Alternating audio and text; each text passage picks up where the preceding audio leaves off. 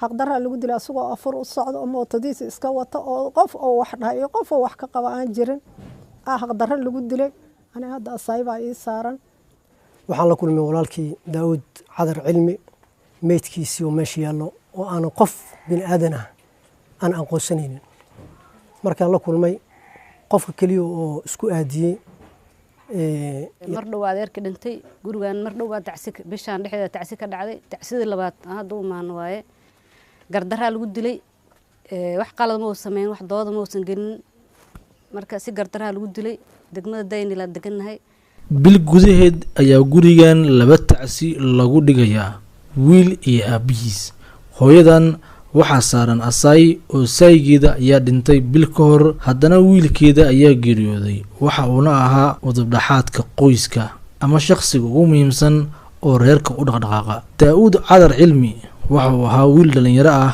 sidoo kale aabba 8 carruur ah haysta isagoo sooman oo afur u degdegaya ayaa si arxan darro ah loogu dilay degmada Daynile haddaba sidee ayuu u dhacay dilka argagaxa leh ee loo geystay wiilkan dhalinyarada ah ee isaga oo shaqaysanaya una degdegaya afur uu dilay shakhsi aan aqoon qiimaha nafta aadamaha walaalkii ayaa isaga oo meyd ah goob ugu tagay isagoo markaasi socoto ah una socdo hooyigiisa haddaba waxaan kula wadaagayaa daawade sheekada oo dhammaystiran qoyskiisa oo ka sheekeynaya shakhsiga dilay goobta lagu dilay sababta loo dilay iyo qaabka uu u dhacay dilkiisu intaana bilaabin muuqaalka daawad waxaan kaa codsanayaa inaad u duceysid commentiga qalbiga iyo meel walbaba walaalkan Soomaaliyeed ee sida naxariis darrada ah isaga oo sooman loogu dilay gudaha magaalada Muqdisho gaar ahaan degmada Daynile haddii ay tahay markii koobaad aad soo booqato channelkeena Xalana Media waan ku soo dhaweynaynaa channelka subscribe oo furo gambalka si aad u noqoto daawadaha koobaad ee barnaamijyada aan soo gelino mar walba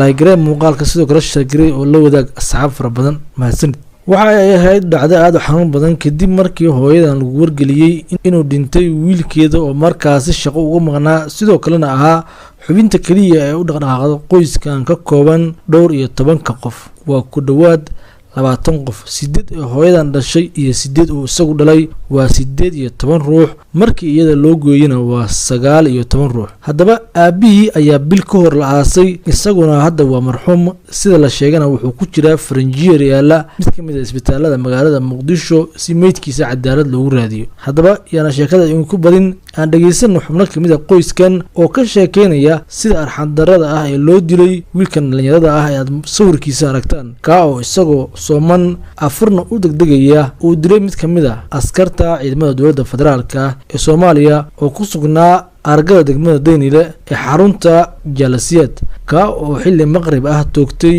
daawud cadar cilmi oo ka tirsanaa dhalinyarada degmada Daynile sidoo kalena ahaa aabba haysta 8 carruur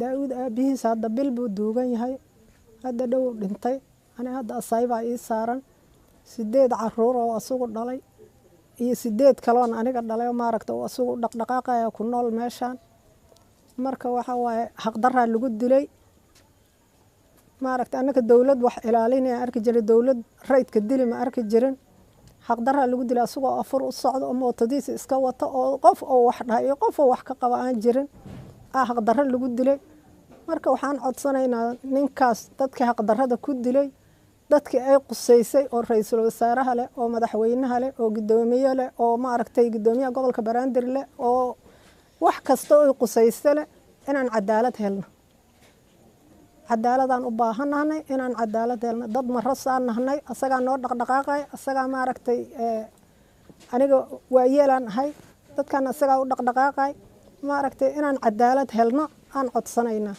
wiilka in cadaalad darra lagu dilay qof wax ka qabay ma jirto inaan cadaalad helnaan rabnaa marka intaasaan idin sheega 8 carruur oo halka u weyn oo 10 sano jira halka u yarna oo 2 sano jira oo asugu dhalay iyo 8 aan aniga dhalay oo ma aragtay halka u weyn asuguna 18 sano jira ayaa gurigan ku nool asaayana in saaran asagana noo dhaqdhaqaaqay marka cadaaladaas waxaan rabnaa anaga in meelna la saaro intii aniga laftar aantayda maanta darankayga aad ayuu kacsan yahay sababtoo ah waxa halka maanta aan ku waayay garabkayga midig sababtoo ah ninkaas wuxuu ahaa nin aad iyo aad igu qaali ah oo waxa ay tahay waxyaabo badan aan ku xasuusto balse ha aata maanta wuu iga tagay oo maanta waa cawad waa mowd kaliya maanta waxaan sugayo waxaa waaye waa cadaalad.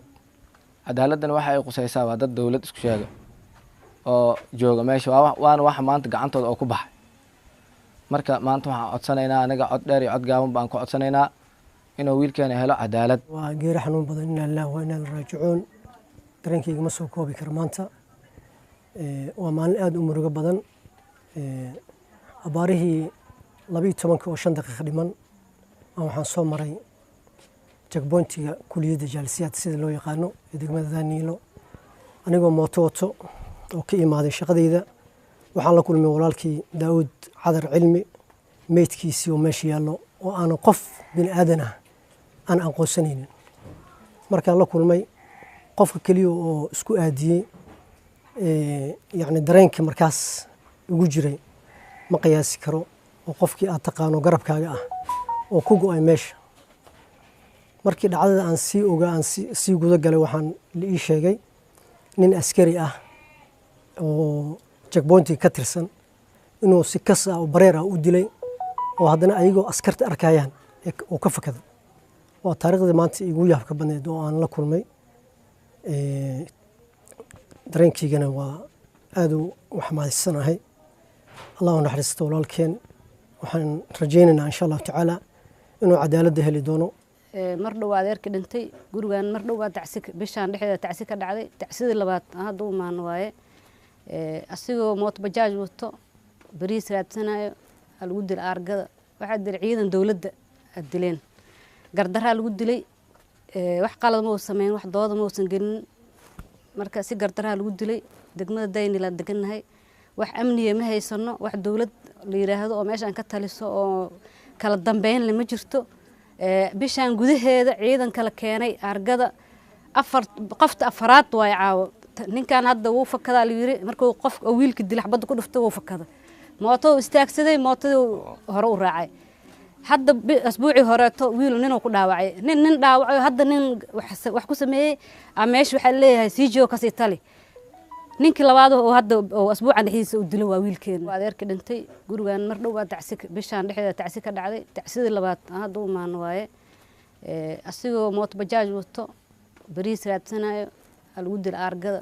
waxaa dilay ciidan dowladda dileen. gardaraa lagu dilay. wax qalad ma uu sameyn, wax dooda ma uusan gelin. marka si gardaraa lagu dilay. degmada Daaniilo degannahay.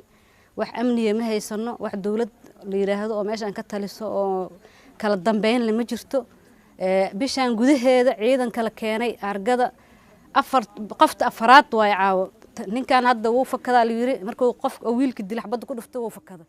mooto istaagsaday.